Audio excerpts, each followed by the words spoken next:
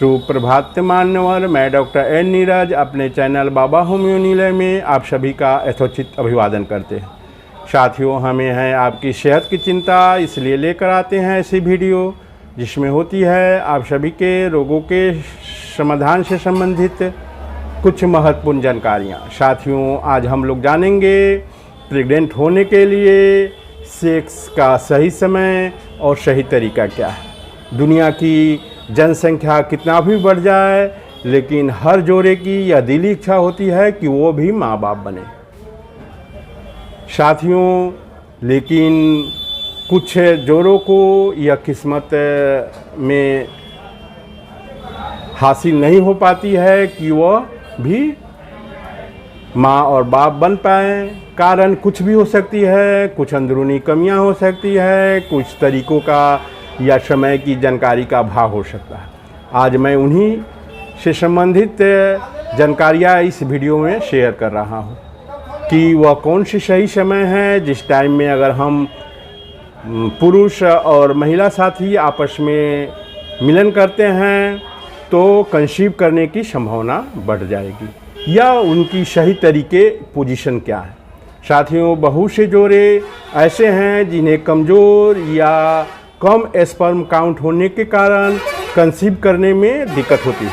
कभी महिला तो कभी पुरुष साथी में कुछ कमियां होती हैं, और कई बार ऐसा होता है कि दोनों के सेक्स के तरीकों या सही समय में कुछ चूक हो जाती है।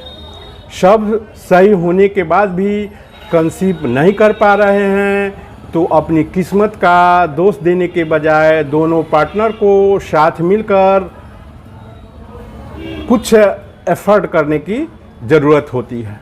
सबसे पहले दोनों पार्टनर्स को मेडिकल चेकअप करवाकर कुछ अंदरूनी कमी है या न है इसकी पुष्टि करवा लेनी चाहिए।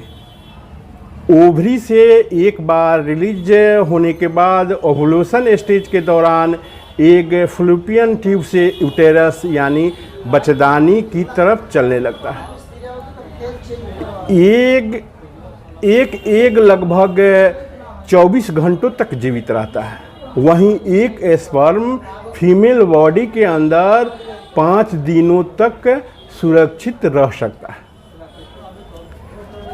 स्पर्म और एग के आपस में जो मिलन हो वो दोनों आपस में मिले, इसके लिए ज़रूरी है कि मिलन के वक्त वे दोनों एक्टिव हो,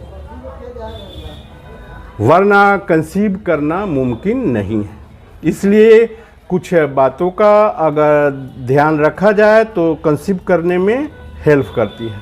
सही समय और सही तरीके से अगर प्रयास किया जाए तो कंसीव करने की संभावना बढ़ जाती है।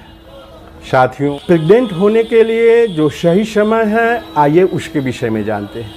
महिलाओं का एमसी पीरियड 28 से 30 दिनों की होती है। इसमें से जब एमसी होने के 14वें दिन यह समय सबसे उपयुक्त मानी जाती है। मासिक धर्म होने के बाद 14वें दिन फर्टिलाइजिंग डेज अवस्था सबसे ज़्यादा एक्टिव रहती है। अतः इन दिनों के आसपास अगर आप सेक्स करते हैं तो कंसीव होने की संभावना अधिक रहती है। इसी समय को आपको प्रेफर करनी चाहिए। इस दौरान प्रेग्नेंट होने की संभावना अधिक रहती है। साथियों,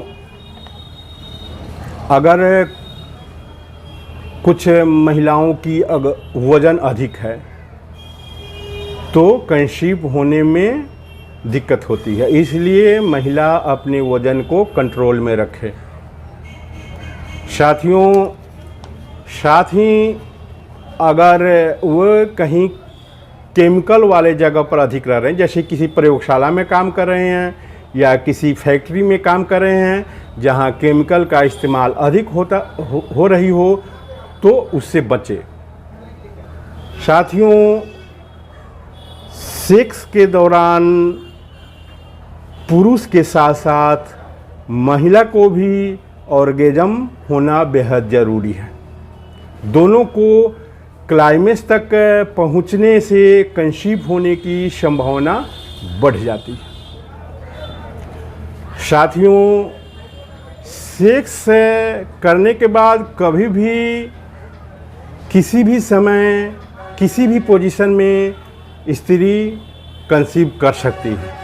इसके लिए आवश्यक नहीं है कि हम किस पोजीशन में हो, लेकिन अगर सुरक्षित और सही कंसीव करने के लिए हम तैयार हैं और उसके लिए हम अपना पूरा प्लानिंग कर चुके हैं, तो सेक्स के बाद महिला को अगर लेटी अवस्था में है तो रफली 10 मिनट तक यह टाइम मैं मानता हूँ कि वे 10 मिनट तक उसी अवस्था में रहे तो कंसीव करने की संभावना अधिक हो जाती है।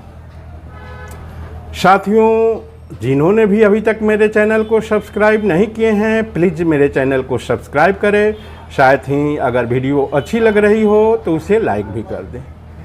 साथियों, यही कुछ जो तरीके हैं जिसको हम अपनाते हैं तो कंसीव करने की संभावना बढ़ जाती है।